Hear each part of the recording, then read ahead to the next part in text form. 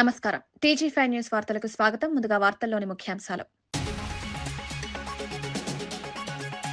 మీ ఇంటికి నా ఇల్లు ఎంత దూరమో నా ఇంటికి మీ ఇల్లు అంతే దూరమన్న జోగి రమేష్. మాజీ మంత్రి జోగి రమేష్ ఇంటిపై టీడీపీ కార్యకర్తల దాడి. తీవ్రంగా స్పందించిన జోగి రమేష్, ఏం తప్పు చేశారని నా ఇంటిపై దాడి చేశారంటూ ఆగ్రహం. అధికారంలో ఎప్పుడూ మీరే ఉండరంటూ ఘాటు వ్యాఖ్యలు. లడ్డూ పవిత్రత కోసమే పోరాటం చేశామన్న సీఎం చంద్రబాబు, ఎన్డీడీబీ నివేదిక ఆధారంగానే మాట్లాడారని చంద్రబాబు స్పష్టం. దేవుని రాజకీయాల్లోకి లాగుతున్నారంటూ ఆవేదన. లడ్డూ అంశంలో క్షమాపణ అవసరం లేదన్న సీఎం.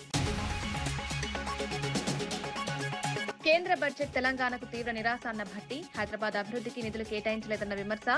మెట్రో, మూసి, ఆర్ఆర్ఆర్కు మొండి చేయి. తెలంగాణ ప్రజలు ఆశలు నెరవేరలేదన్న భట్టి వ్యాఖ్యలు. ఫోన్ ట్యాపింగ్ ప్రజాస్వామ్యానికి ముప్పు అన్న కిషన్ రెడ్డి. న్యాయమూర్తుల ఫోన్లు ట్యాప్ చేశారన్న ఆరోపణ. 2 ఏళ్లుగా కేసు ఆలస్యమవుతోందన్న ఆందోళన. దోషులకు కఠిన శిక్ష తప్పదని హెచ్చరిక. మున్సిపాలిటీలో కాంగ్రెస్ గెలిపే లక్ష్యమన్న పొన్నం. సంక్షేమ పథకాలను ప్రజల్లోకి తీసుకువెళ్లాలని పిలుపు. బీఆర్ఎస్ పాలనలో ప్రజలు ఇబ్బందులు పడ్డారని విమర్శ. ప్రజల మద్దతుతో ఘన విజయం సాధిస్తామని ధీమా. మాజీ మంత్రి జోగి రమేష్ మరోసారి అధికార తెలుగుదేశం పార్టీ నేతలపై తీవ్ర స్థాయిలో మండిపడ్డారు. నారా లోకేష్, చంద్రబాబు తనను జైలుకు పంపి రాక్షసానందం పొందారని, అది సరిపోక తన ఇంటిపై పెట్రోల్ బాంబుతో దాడి చేయించారని ఆరోపించారు. ఇలాంటి బెదిరింపులకు తాను భయపడే ప్రసక్తే లేదని స్పష్టం చేశారు.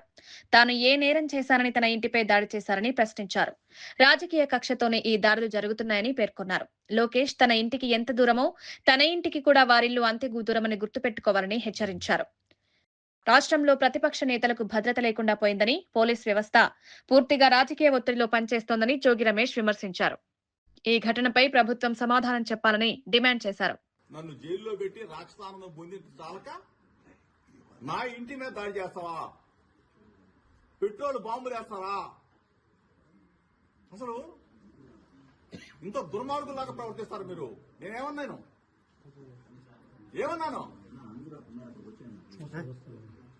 ఈరోజు మీరు చేసిన దుర్మార్గం మేమేదో భయపడతాననుకుంటున్నామేమో. చూస్తా, నువ్వు నీ గోండాలని, నీ రౌడీలని, నీ పిక్ పాకెట్ గాలని, బ్లేడ్ బ్యాచ్ ని, గంజాయి బ్యాచ్ ని విజయవాడ నుంచి, నలుమూల నుంచి నా ఇంటి మీద పంపిస్తావా? నీకు పెళ్ళాం పిల్లలు లేరా? నీకు ఇల్లు లేదా? నీకు కుటుంబం లేదా? ఇవాళతో ఇది ఆగిపోతుంది అనుకుంటున్నావా? లోకేష్ చెప్తా ఉన్నా, నువ్వు ఇటువంటి రాక్షసానందాన్ని కన్నా నువ్వు తప్పైందని చెప్పకపోతే ఇటువంటి పనికి మారిన పిల్ల చేస్తలకి జోగి మీరు భయపడ్డావు. చిన్నప్పటి నుంచి రాజకీయాల్లో ఉన్నా నీ పిల్ల చేసలకి, నీ వెర్రి చేసలకి నీకు నిన్న చెప్పా, ఒళ్ళు తగ్గించుకున్నావు కానీ నీ చిప్పు దొబ్బింది, నీ మెదడు మొత్తం దొబ్బింది. ఏం పనురాయి పనికి మానోడా? ఒక బలహీన వర్గాల వాడి మీద నా మీద తాడా. సిక్కుసారం వదిలేసి సన్నాసులాగా తయారైంది. తిరుమల లడ్డూలు కల్తీ అంశంపై ముఖ్యమంత్రి చంద్రబాబు నాయుడు తీవ్ర ఆవేదన వ్యక్తం చేశారు. తన కులదైవం వెంకటేశ్వర స్వామిని రాజకీయాల్లోకి లాగాలని చూస్తున్నారని ఆరోపించారు. కల్తీ నెయ్యి వ్యవహారంపై సిట్ వేయించింది తానేనని, ఎన్డీడీబీ నివేదిక ఆధారంగానే తాను మాట్లాడినట్టు స్పష్టం చేశారు. స్వామివారి విషయంలో మహాపాపం చేసి ఇప్పుడు తనపై ఎదురు దాడులు చేస్తున్నారని మండిపడ్డారు. కోట్లాది మంది భక్తుల మనోభావాలతో చెలగాటమాడుతున్నారని, తప్పుడు ప్రచారాలతో దేవుడినే బజారుకు లాగుతున్నారని విమర్శించారు. తిరుమల లడ్డు పవిత్రతను కాపాడమే తన లక్ష్యమని సీఎం తెలిపారు. ఏం మాట్లాడుతున్నారు అంటే, ఒక అడ్మినిస్ట్రేటర్గా నేను దీని మీద యాక్షన్ తీసుకునేదానికి ఒక సిట్ వేస్తే టుడే నేను అపాలజీ చెప్పాలనే పరిస్థితికి వచ్చారు. అంటే వాళ్ళ యొక్క బిహేవియర్ ఎట్టుంటుందో ఒక ఎగ్జాంపుల్ మాత్రం ఇది. నేను పవిత్రతను కాపాడాలి. నేను వెంకటేశ్వర స్వామి నా కులదైవం, నేను ఆరాధించే దేవుడు, నేను నమ్మే దేవుడు. No second thoughts. నేను ఎక్కడ అపచారం మీరు ఇన్నేళ్ళు చూశారు. ఇప్పుడు కూడా నేను మహాద్వారం ద్వారా పోను, ఎప్పుడు కూడా ఇక్కడనే వస్తా. వైకుంఠ ద్వారం ఎప్పుడు నేను వాడను. ఎందుకు వాడనంటే నా నమ్మకం అది. ముఖ్యమంత్రిగా ఉన్నా, ప్రతిపక్షంలో ఉన్నా, నాకు ఎలిజిబిలిటీ ఉన్నా, నేను సామాన్య భక్తుడిగానే అక్కడికి వెళ్తాను. సామాన్య భక్తుడిగానే ఆయనకు సేవలు అందిస్తున్నా. నేను అలాంటి కార్యక్రమాల్లో నేనుంటే వీళ్ళకు నమ్మకం లేకపోతే వదిలేయచ్చు. కానీ అపచారం చేసి మహాపాపం చేసి మహాపాపాన్ని కూడా కప్పిపుచ్చుకోవడానికి తిరిగి దాడి చేయడం ఏమన్నా నాకైతే అర్థం కాదు. తిరిగి నా క్యారెక్టర్ అసాసినేషన్ ఆ పరిస్థితికి వచ్చేసారు వీళ్ళు. ఇది కరెక్ట్ కాదు. ఏదైనా సరే నేను, ఎందుకంటే వెంకటేశ్వర స్వామిని వీళ్ళు బజార్కి ఏడవాలనుకున్నారు, నాకు ఏడవాలని లేదు. ఆయన పవిత్రత, నేను నమ్మేది కలియుగ దేవుడు వెంకటేశ్వర స్వామి. వెంకటేశ్వర స్వామికి పవర్స్ ఉన్నాయి. ఆయన్ని కాపాడుకోవడమే కాకుండా మనల్ని కూడా కాపాడుతాడు. ఏ సమస్య అయినా సరే ఆయనే పరిష్కార మార్గానికి కూడా దోహదం చేస్తాడు, దారి చూపిస్తాడు. నేను ఎన్నోసార్లు చెప్పాను, వెంకటేశ్వర స్వామితో పెట్టుకున్న వాళ్ళకి ఇంకొక జన్మలో పనిష్మెంట్ కాదు, ఈ జన్మలోనే నమ్మకం. నేను చూసిన సంఘటనలు ఉన్నాయి. ఆంధ్రప్రదేశ్లో ప్రజాస్వామ్య విలువలు పూర్తిగా ఖూనీ అవుతున్నాయని వైఎస్ఆర్సీపీ ఎమ్మెల్సీ పర్వతరెడ్డి చంద్రశేఖర్ రెడ్డి తీవ్ర విమర్శలు చేశారు. మాజీ మంత్రి అంబటి రాంబాబును అరెస్ట్ చేయడమే కాకుండా ఆయన ఇంటిపై దాడి జరగడం రాష్ట్రంలో జంగిల్ రాజ్యాంగం కొనసాగుతోందని సూచిస్తోందన్నారు. ఈ విధ్వంసానికి సీఎం చంద్రబాబు నాయుడు బాధ్యత వహించాలని డిమాండ్ చేశారు. ప్రతిపక్ష నేతలకు రక్షణ లేకుండా పోయిందని, ప్రజాస్వామ్యానికి ఇది అత్యంత ప్రమాదకర పరిస్థితి అని హెచ్చరించారు. రాష్ట్రంలో చట్టపాలన పూర్తిగా కుప్పకూలిపోయిందని, ఈ పరిస్థితులపై ప్రజలు ఆలోచించాల్సిన సమయం వచ్చిందన్నారు. చెప్పులతో చాట్లతో మీరు ఆయన్ని కొట్టించడానికి ప్రయత్నించి ఆయన హత్యాయత్నం ప్రయత్నం చేసినారు. అక్కడ ఉన్నటువంటి పోలీసుల సాక్షిగా పోలీసులు అందరూ చూస్తుండగానే వీటన్నిటినీ కూడా గుంటూరులో ఉన్నటువంటి టీడీపీ మోకలు చేసినటువంటి తీరు అందరం కూడా చూసినాం. అయితే ఎక్కడ కూడా అంబటి రాంబాబు గారు వాటన్నిటి కూడా ఎక్కడ కూడా బెదరకుండా ముందుకు సాగుతా ఉన్న క్రమంలో ఆయన్ని పోలీసులు అడ్డగించుకొని పోలీసు జీపులో ఎక్కించిన తర్వాత కూడా ఆయన ఉన్నటువంటి వెహికల్ని అడ్డగించుకొని దాన్ని రాళ్లతో కొడతా ఉన్నప్పుడు ఆయన ఆవేశంగా పైకి లేచి కొన్ని మాటలు మాట్లాడడం కూడా జరిగింది అక్కడ ఉన్నటువంటి వారిని ఉద్దేశించి. అయితే వాటిని వక్రీకరించి చంద్రబాబు నాయుడు గారిని తిట్టినారని చెప్పి మీరు మాట్లాడిన తర్వాత ఆయన మళ్ళీ తిరిగి ఇంటికి వచ్చిన తర్వాత నేను చంద్రబాబు నాయుడు గారి గురించి మాట్లాడలేదని చెప్పి ఆయన స్వయంగా ఒక ప్రెస్ మీట్ పెట్టి మాట్లాడినటువంటి విధానం కూడా నిన్న చూసినాం. అయినప్పటికీ కూడా చంద్రబాబు నాయుడు గారు ఎప్పుడెప్పుడు అంబటి రాంబాబుని అరెస్ట్ చేయాలా, ఆయనకు ఉన్నటువంటి రెడ్ బుక్ లిస్టులో ఉన్నటువంటి ప్రధానమైన పేర్లు అంబటి రాంబాబు గారు కూడా ఉన్నారు కాబట్టి ఆయన మీద ఎప్పుడెప్పుడు అరెస్ట్ చేద్దామన్న ఆలోచన మీకు ఉంది కాబట్టి ఆయన బయటకు వచ్చి వివరణ ఇచ్చిన తర్వాత కూడా వారింటి మీదకి మనుషుల్ని పంపించి కొన్ని వందల మందిని ఆయన ఆఫీసులో ఉన్నారని తెలిసినా కూడా వాళ్ళ ఇంటి మీదకి, వాళ్ళ ఇంట్లో వాళ్ళ కూతురు వాళ్ళ భార్య లాంటి మహిళలందరూ ఉన్నా కూడా ఆ ఇంటి మీదకి పంపించి దారుణమైనటువంటి విధ్వంసం చేసినటువంటి పరిస్థితి నిన్న మనం చూసినాం. అటువంటి పరిస్థితుల్లో కూడా అంబటి రాంబాబు గారు ధైర్యంగానే ఉన్నారు. అయినప్పటికీ కూడా చల్లారినటువంటి చంద్రబాబు నాయుడు గారు అంబటి రాంబాబు గారిని అరెస్ట్ చేయమని చెప్పినటువంటి విధానం ఈరోజు సిగ్గుపడతా ఉన్నాం. ఏంటి మీరు చేస్తున్నటువంటిది? అంబటి రాంబాబు గారిని కొట్టించడానికి, హత్యాయత్నం చేయడానికి మీరు ప్రయత్నించినారు. ఎక్కడ పోలీసుల సాక్షిగా పోలీసుల ముందే ఇవన్నీ కూడా జరుగుతూ ఉన్నాయి. అయినా మళ్ళీ మీరు మీ ఆవేశం చల్లారకుండా ఈరోజు అంబటి రాంబాబు గారిని అరెస్ట్ చేసినటువంటి తీరు చూస్తే వరుస పెట్టి ఎంతమంది మీద, మొన్న భూమన కరుణాకర్ రెడ్డి గారి ఇంటి మాజీ మంత్రి అంబటి రాంబాబు అరెస్టుపై బైరెడ్డి సిద్ధార్థరెడ్డి ఘాటు వ్యాఖ్యలు చేశారు. ఆడా ఉంటాం ఈడా ఉంటాం అంటూ అధికార పార్టీకి మాస్ వార్నింగ్ ఇచ్చారు. తిరుమల నెయ్యి కల్తీ కేసులో పందికొవ్వు లేదని తేలడంతో ప్రభుత్వం డైవర్షన్ పాలిటిక్స్ చేస్తోందని ఆరోపించారు. మహిళలపై దాడులు జరుగుతున్నా పోలీస్ వ్యవస్థ ఏం చేస్తోందని ప్రశ్నించారు. రేపు వైఎస్ఆర్సీపీ అధికారంలోకి వస్తుందని, అప్పుడు జరిగిన ప్రతి దాడికి లెక్క తెలుస్తామని హెచ్చరించారు. రాజకీయ కక్షతోని అంబటి రాంబాబుపై కేసులు పెట్టారని, ఇది ప్రజాస్వామ్యానికి ముప్పుగా మారిందన్నారు. లేదని చెప్పి ఛార్జ్ షీట్ లో వేసినారు. మళ్ళీ ఇప్పుడు దీనికి ఏం సమాధానం చెప్తారు అంటే పందికొవ్వు లేదు కానీ కల్తీ ఉందట. మళ్ళీ పందికొవ్వు అడిగిపోయింది, వీళ్ళు తిన్నారా అంటే ఏదన్నా మాట మాట్లాడితే దాడి చేస్తారా, ఇళ్లపైకి పోతారా? డైవర్షన్ పాలిటిక్స్ కాక ఏం చేస్తున్నారు వీళ్ళు ఈరోజు? ఇళ్లపైన దాడి చేసి, పిల్లలను ఆడవాళ్లపైన దాడులు చేసి, రాత్రి 5 గంటలు జరిగింది ఘర్షణ. 5 గంటల వరకు పోలీసులు ఏం చేస్తున్నారు? ఎస్పీ గారికి ఫోన్ చేస్తే ఫోన్ ఎత్తలే, ఐజీ గారికి ఫోన్ చేస్తే ఫోన్ ఎత్తలే, డీజీపీ గారికి ఫోన్ చేస్తే ఫోన్ ఎత్తలే. అంటే పూర్తిగా మీరు అందరినీ చంపేయండి, చంపేసిన తర్వాత ఏమైందో చూడ్డానికి వస్తామని చెప్తున్నారా? ఇదే రేపు వైఎస్ఆర్ కాంగ్రెస్ పార్టీ వచ్చిన తర్వాత రిపీట్ అయితే మీరు తట్టుకోగలుగుతారా? దాడి చేసిన ప్రదేశంలో మేమే ఉంటాం, పరిగెత్తుకుంటే పోలీస్ స్టేషన్ పోతే ఆడ మేమే ఉంటాం, గాయాలతో హాస్పిటల్ పోతే ఆడ మేమే ఉంటాం, చివరికి మీరు నిద్రపోతే కళల్లో కూడా మేమే ఉంటాం. కాబట్టి చర్యకు ప్రతి చర్య ఖచ్చితంగా ఉంటుంది. ఎక్కడైనా తప్పు చేస్తేనో, క్రిమినల్స్ చేస్తేనో, క్రిమినల్ యాక్టివిటీస్ చేస్తేనో పోలీసులు చర్యలు తీసుకుంటే అదొక అర్థం. కానీ అమాయకుల పైన, సామాన్యుల కేంద్ర బడ్జెట్ లో తెలంగాణకు మొండి చేయి చూపించారని డిప్యూటీ సీఎం భట్టి విక్రమార్క విమర్శించారు. మూసీ ప్రక్షాళన, నగరాభివృద్ధి, regional ring road, metro rail వంటి కీలక అంశాలకు నిధులు కేటాయిస్తారని ఆశించామని తెలిపారు. Biopharma, electronic ecosystem, medical hub గా ఉన్న హైదరాబాద్ ను బడ్జెట్ లో విస్మరించడం శోచనీయమన్నారు. స్పోర్ట్స్ డెవలప్మెంట్ కోసం రాష్ట్రం కృషి చేస్తున్నా కేంద్రం మద్దతు ఇవ్వలేదన్నారు. ఈ బడ్జెట్ తెలంగాణ ప్రజల ఆశలను నిరాశపరిచిందని భట్టి విక్రమార్క స్పష్టం చేశారు. సిఎల్ లాంటి దాన్ని హైదరాబాద్లో పెట్టి ఎలక్ట్రానిక్స్ని పెద్ద ఎత్తున ఈ ప్రాంతంలో ఒక ఎకో సిస్టమ్ తయారు కావడానికి పునాదులు ఇస్తుంది. ఈరోజు ఎలక్ట్రానిక్స్ అంటే హైదరాబాద్ అంటే ఎలక్ట్రానిక్స్ అనే పరిస్థితి ఉన్న దాంట్లో ఇవాళ కనీసం అది తెలంగాణ రాష్ట్రాన్ని అందులో పొందుపరుచుకోవటం చాలా బాధాకరం. అట్లాగే ఎస్టాబ్లిషింగ్ ఆఫ్ కెమికల్ పార్క్స్ అన్నారు. కెమికల్ పార్క్స్ అనగానే ఫార్మా లాంటి ఇండస్ట్రీకి సంబంధించి హైదరాబాద్ తెలంగాణ రాష్ట్రం is known for pharma hub. So ఇటువంటి ఫార్మా హబ్ లాగా ప్రపంచ దేశాలకే పెద్ద ఎత్తున పరిచయం ఉన్నటువంటి హైదరాబాదు తెలంగాణ రాష్ట్రానికి సంబంధించి, లేకపోతే గతంలో కోవిడ్ వచ్చినప్పుడు ఈ దేశానికే కాదు ప్రపంచానికి కూడా ఇక్కడ నుంచే మనం ఏం చేసామో ఏం అందించామో మనందరికీ తెలుసు. సాక్షాత్తు ప్రధానమంత్రి గారు కూడా ప్రత్యేకమైన ఫ్లైట్ వేసుకొని ఇక్కడికి వచ్చి భారత్ బయోటెక్ చూసి సందర్శించి ఏర్పాటు చేసి వెళ్ళినటువంటి వాడు. మరి ఇంత ప్రఖ్యాతిగాంచిన హైదరాబాద్ నగరాన్ని కానీ తెలంగాణని కానీ ఇందులో పొందుపరుచుకోలేకపోవటం చాలా బాధ అనిపిస్తూ ఉంది. ఇది అట్లాగే ఎఫోర్డబుల్ స్పోర్ట్స్ గూడ్స్ అన్నారు.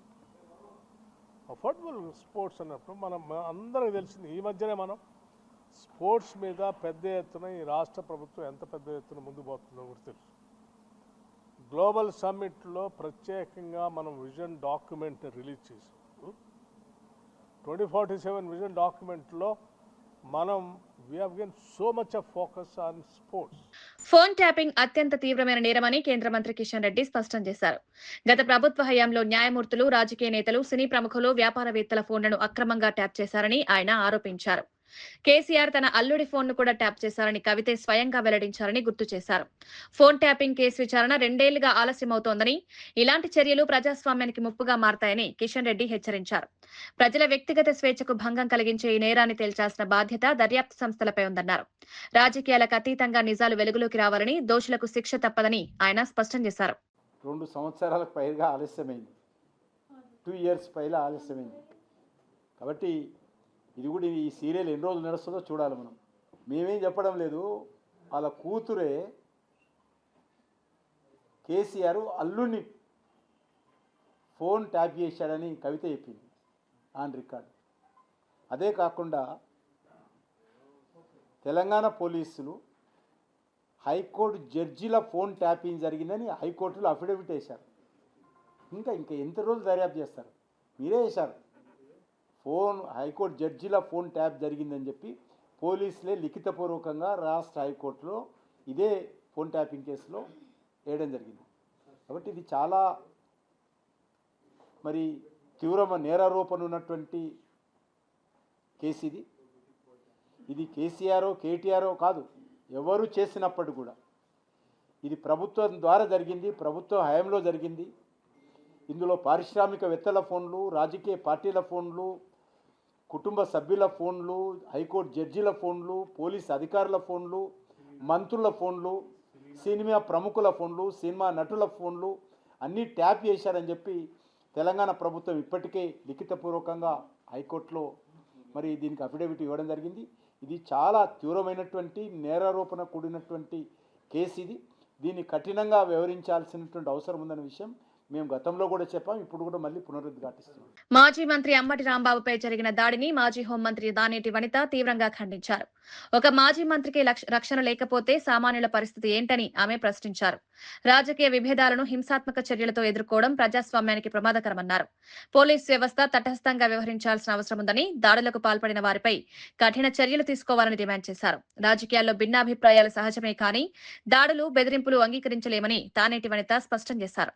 డైలాగ్ కి ఉన్న ఇది మరి కోర్టు తీర్పు ఇచ్చిన తర్వాత కూడా ఆ నిందని మా నాయకుడి మీదను మరి మా పార్టీ మీదను మోపి ఏదో రాజకీయం చేయాలి, ఏదో డైవర్షన్ రాజకీయం చేయాలని చూడడం అనేది కరెక్ట్ కాదు.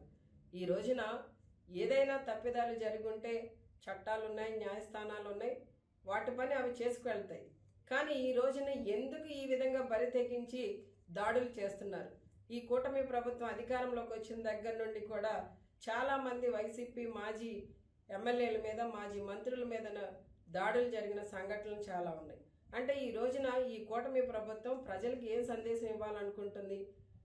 ఈ రోజున రాష్ట్రంలో శాంతి భద్రతలు అనేవి లేకుండా పోయాయి అన్న విషయాన్ని ప్రజలందరూ గమనిస్తున్నారు. ఈ రోజున ఇలాంటి పరిస్థితులు కొనసాగితే ఖచ్చితంగా ఈ రాష్ట్రంలో రాష్ట్రపతి పరిపాలన పెట్టవలసిన అవసరం ఏర్పడుతుంది. ఖచ్చితంగా మేము కూడా ఆ పరిస్థితి తీసుకొచ్చేదానికి, రాష్ట్రపతి పరిపాలన కావాలనే పరిస్థితిని తీసుకొచ్చేదానికి మేము కూడా డిమాండ్ చేస్తున్నాం. ఎందుకంటే ఈ రోజున మాజీ మంత్రిగా, మాజీ ఎమ్మెల్యేగా ఉన్న వాళ్ళకే రక్షణ లేనప్పుడు సామాన్యులకి ఈ ప్రభుత్వం ఏ విధంగా రక్షణ కల్పిస్తుంది అనేది కూడా మా ఆలోచన, మా బాధ.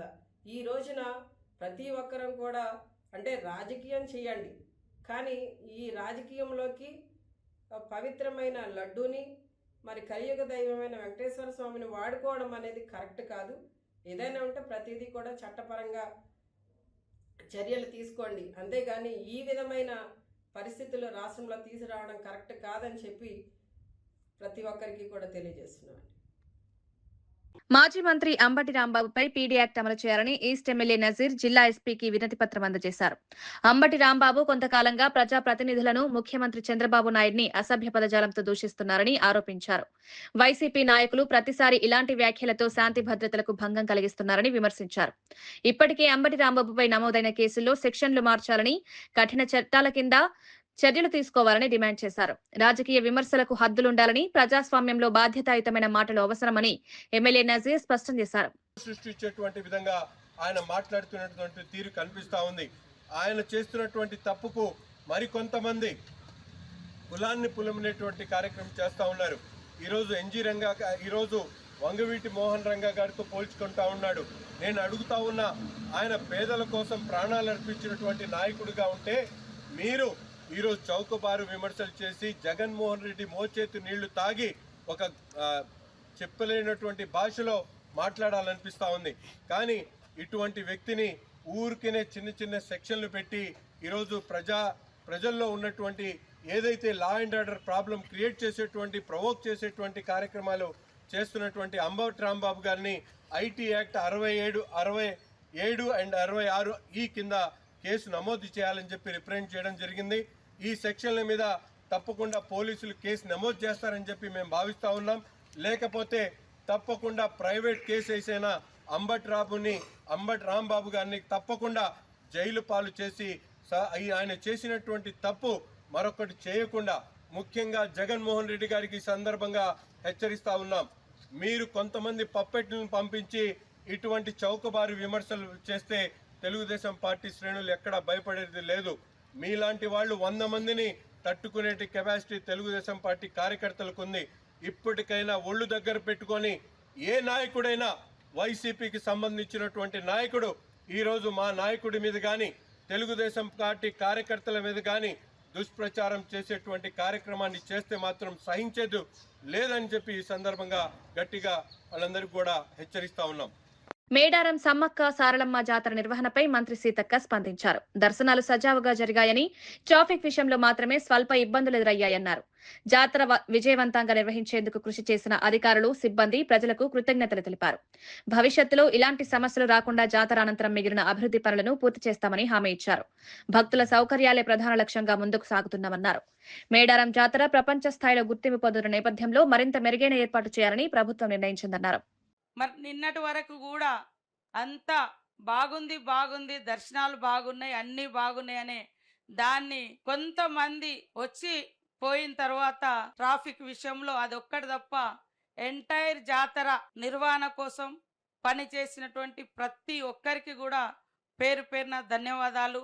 ఎవరైనా కుటిల శక్తులు ఎక్కడైనా కావాలని చేసుంటే అది ఆ దేవునితోటి కూడా రాజకీయాలు చేస్తే ఇంకా ఆ దేవుడే చూసుకుంటాడు. కానీ మేమైతే మనస వాచ కర్మేణ చిత్తశుద్ధితో భక్తితో భావోద్వేగంతో మరి అన్ని రకాలుగా మరి చెమటోడ్చి ఆ ఎంటైర్ మా ప్రభుత్వం కానీ మా ప్రభుత్వ అధికారులు కానీ మేము కానీ పనిచేయడం జరిగింది. నిన్న చిన్నగా దానికి కూడా మేము చింతిస్తూ ఉన్నాం.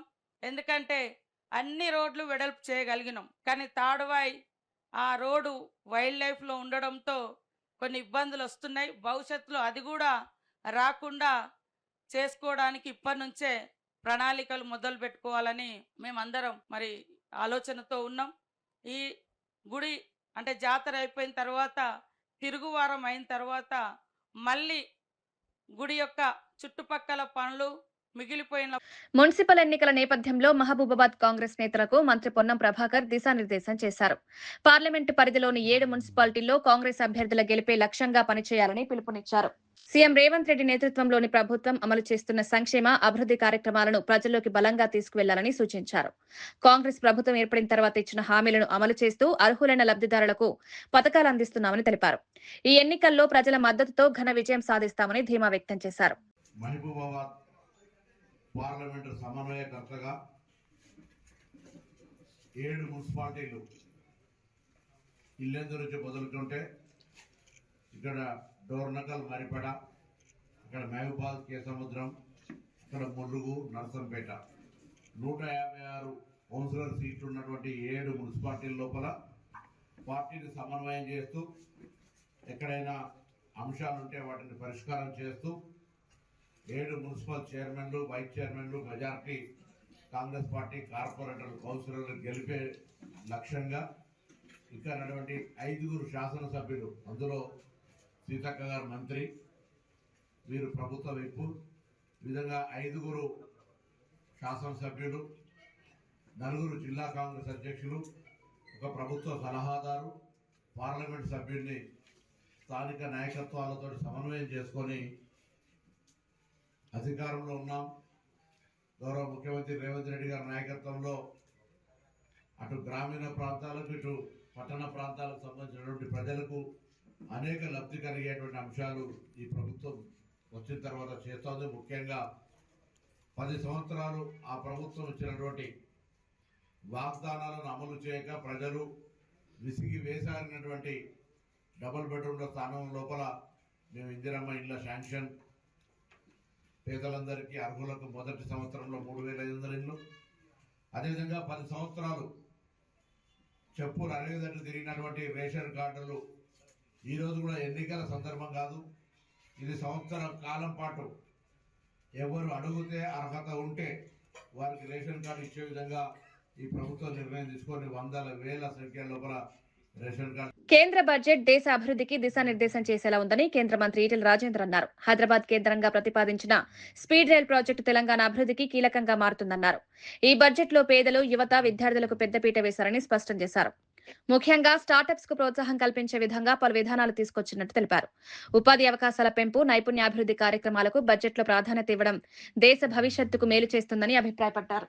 దేశ ప్రజల సంక్షేమమే లక్ష్యంగా ఈ బడ్జెట్ రూపొందిందని, ఆర్థిక స్థిరత్వంతో పాటు మౌలిక వసతుల అభివృద్ధికి ఇది దోహదపడుతుందని ఈటెల రాజేందర్ వ్యాఖ్యానించారు. కేంద్ర ప్రభుత్వం తీసుకున్న ఈ నిర్ణయాలు దేశాన్ని ముందుకు నడిపిస్తాయని విశ్వాసం వ్యక్తం చేశారు. మినరల్స్ ఎక్కడైతే కేంద్రీకృతమై ఉన్నాయో, ఇలా ఒరిస్సా కావచ్చు, ఏపీ కావచ్చు, మాకు తమిళనాడు కావచ్చు, కేరళ కావచ్చు, వాటి ఒక కారిడార్గా గుర్తించడం, వాటిని డెవలప్ చేసే ప్రయత్నం చేస్తూ ఉన్నారు. అదేవిధంగా ఇవాళ హైదరాబాద్ కేంద్రంగా స్పీడ్ రైళ్ళని ఇవాళ ట్రాక్లను నిర్మాణం చేయాలని చెప్పి Hyderabad to Bengaluru, Hyderabad to Chennai, Hyderabad to Poona, ఇవాళ హైదరాబాద్ టు ఈ ఇతర ప్రాంతాలకి ఇవాళ నిర్ణయం తీసుకోవడం అనేది తెలంగాణ ప్రాంతానికి పెద్ద ఎత్తున ఉపకరిస్తుందని చెప్పి నేను భావిస్తాను. ఎందుకంటే ఇవాళ హైదరాబాద్ అనేది సెంట్రల్లో ఉన్నటువంటి ప్రాంతం కాబట్టి, దేశానికి ఉత్తర దక్షిణ భారతానికి కలిపేటువంటి ఏకైక మార్గం కాబట్టి అది పెద్ద ఎత్తున డెవలప్ అయ్యి దాని ద్వారా వ్యాపార రంగంలో కూడా పెద్ద ఎత్తున మార్పు వచ్చి తెలంగాణ అభివృద్ధి కోసం దోహదపడుతుందని చెప్పి మేము విశ్వసిస్తా ఉన్నాం.